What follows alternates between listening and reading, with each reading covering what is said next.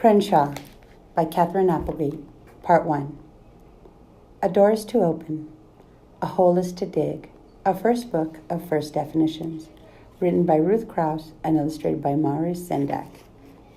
Chapter 1. I noticed several weird things about the surfboarding cat. Thing number 1, he was a surfboarding cat. Thing number 2, he was wearing a t-shirt. It said, "Cats rule, dogs rule." Thing number 3, he was holding a closed umbrella, like he was worried about getting wet, which, when you think about it, is kind of not the point of surfing. Thing number 4, no one else on the beach seemed to see him. He'd grabbed a good wave and his ride was smooth, but as the cat neared shore, he made the mistake of opening his umbrella. A gust of wind yanked him into the sky. He missed a seagull by seconds. Even the gull didn't seem to notice him. The cat floated over me like a furry balloon. I looked straight up. He looked straight down. He waved. His coat was black and white, penguin style. He looked like he was heading somewhere fancy in a hairy tuxedo. He also looked awfully familiar. "Crenshaw," I whispered. I glanced around me. I saw sandcastle builders and frisbee tossers and crab chasers, but I didn't see anyone looking at the floating, umbrella-toting surfer cat in the sky. I squeezed my eyes shut and counted to 10, slowly. 10 seconds seemed like the right amount of time for me to stop being crazy. I felt a little dizzy. That happens sometimes when I'm hungry. I hadn't eaten since breakfast. When I opened my eyes, I sighed with relief. The cat was gone. The sky was endless and empty. Whap! Inches from my nose, the umbrella landed in the sand like a giant dart. It was red and yellow plastic, decorated with pictures of tiny, smiling mice. On the handle, printed in crayon, were the words, "This bumbershoot belongs to Crenshaw." I closed my eyes again. I counted to 10. I opened my eyes and the umbrella, or the bumbershoot, or whatever it was, had vanished, just like the cat. It was late June, nice and warm, but I shivered. I felt the way you do the instant before you leap into the deep end of a pool. You're on your way to somewhere else. You're not there yet, but you know there's no turning back. Chapter 2. Here's the thing. I'm not an imaginary friend kind of guy. Seriously, this fall, I go into 5th grade. At my age, it's not good to have a reputation for being crazy. I like facts. Always have. True stuff. 2 + 2 = 4 facts. Brussels sprouts taste like dirty gym socks facts.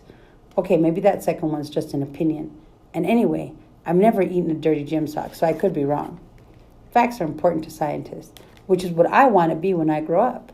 Nature facts are my favorite kind, especially the ones that make people say, "No way!" Like the fact that a cheetah can run 70 miles per hour, or the fact that a headless cockroach can survive for more than 2 weeks, or the fact that when a horned toad gets mad, it shoots blood from its eyes. I want to be an animal scientist. I'm not sure what kind. Right now, I really like bats. I also like cheetahs and cats and dogs and snakes and rats and manatees. So those are some options.